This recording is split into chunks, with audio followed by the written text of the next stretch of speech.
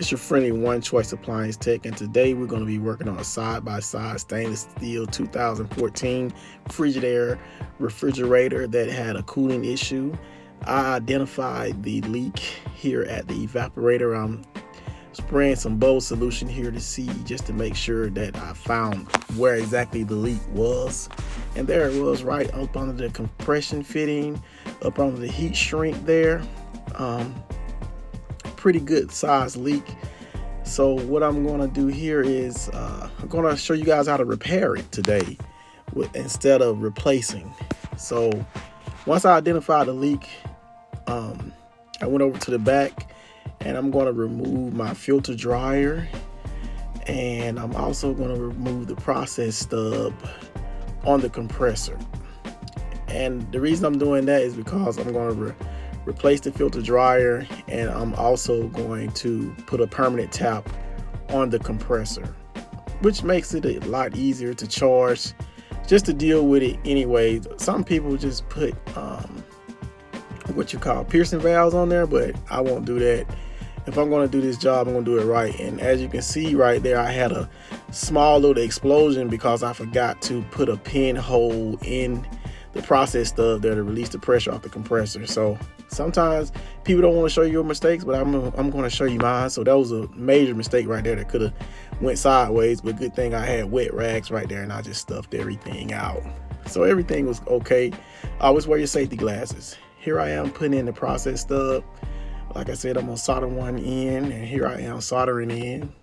It's not pretty, it's not that hard to do. Just pull the old one out and put a process stub in there and solder it in. Make sure you get it in real good. It's pretty easy. It's pretty easy to solder this in right here. It's just copper to copper, so it's not that bad. So I'm just taking my time, just soldering it in, and I'm, of course, going to clean that high side line there with my capillary tube, make sure everything clean. Then I'm cutting off excess solder there, because you don't want to cause a restriction with old solder. You want a clean joint. There you guys go. There you have it. There's the elusive filter dryer that you guys always commenting about. Yes, I do install filter dryers, guys. So here you are. You can see it in real time. That's a good old filter dryer that I'm putting on there. Fresh filter dryer. Soldering the capillary tube there. And I'm going to switch solder there. You guys can't see, but I got a blue stick that it's flux coated for that copper to steel adhesion. Got that on right there. There I am checking to make sure I have a good circular pattern going around the joint.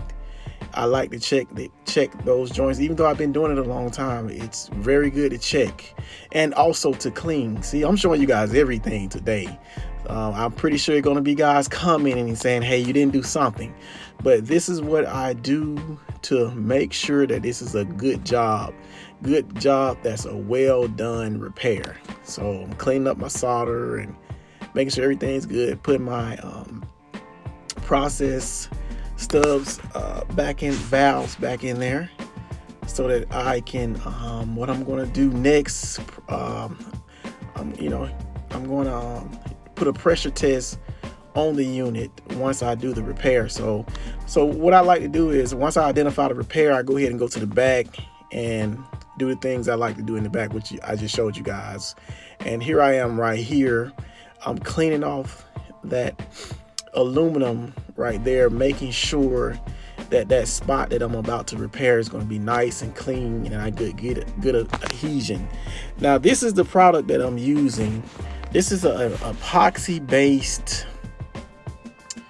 kind of like, I want to say it's almost like the consistency of a crayon, but it's epoxy based, and you get the surface that you're repairing a leak at to over 350 degrees, and then as you can see, it just melts on there really good, and it dries super quick. And I got the picture here over to your left to show you that this is a commercial grade epoxy sealant that commercial guys use to repair evaporators. So this is some good stuff. There's my nitrogen. right there. I'm pressurizing the unit now. Once I get that epoxy base over that leak, I'll take it up to 150 psi, and here you go right here again. As you can see, I'm going to spray it again to make sure that leak is gone. And as you can see, I'm getting it really wet there, getting it really wet. And as you can see, you see no bubbles coming out. That stuff has dried completely. Now I'm going to spray the front there just to make sure I don't have a leak in the front. There's no bubbles or anything on the front side of the evaporator, or right there where the capillary tube comes in. It was just all on the back side there. So that leak is totally repaired right there. That is a good leak. And if anybody has replaced any of those evaporators on the Frigidaire side by side, you know how much of a pain they can be. So I don't even have to get into that. But I went ahead and vacuumed the unit down. I did a good vacuum on it. And this unit takes 5.5 ounces of 134A. So I went ahead and weighed that in because I wanted a proper charge on this thing. I didn't want to eye it in or anything like that. I weighed it in with my scale, and because I want this guy to have a long-lasting refrigerator, and I'm making sure that this is a good repair. And there you go. There's the evaporator right there. It's already getting saturated, so it's coming in. The evaporator was getting iced up. There's the final product there. Everything's wrapped up, ready to go. I like to bend my cap tubes like that, just to make it neat. Nothing in the back vibrating or anything. I'm pretty proud of that right there. That looks pretty good to me. Pretty sure somebody's gonna say, oh, you could have did better here or there, why you didn't do this and that, blah blah blah. But hey, this is how I do it. I hope you guys enjoy the content. I'm trying to put out good content. Hey, look at that evaporator. See, this is what happens when you weigh your refrigerant in. See, this was like less than 10 minutes right there. That's because I weighed the refrigerant in and it has the proper charge, and that evaporator is completely saturated. That refrigerator was cooling good. It's ready to go. And so this is the product I use. You can find it on Amazon. I wish I could give you guys a link. I'm sorry I didn't provide a link, but you can find it on Amazon. This is a great product. I used it several times. I'm pretty sure there's other ways of doing it, but this is the product I found. Thank you guys for watching. I really appreciate the support, the kind comments. I really appreciate everything you do for the friendly One Choice Appliance Tech. Thank you for watching the videos. Take care.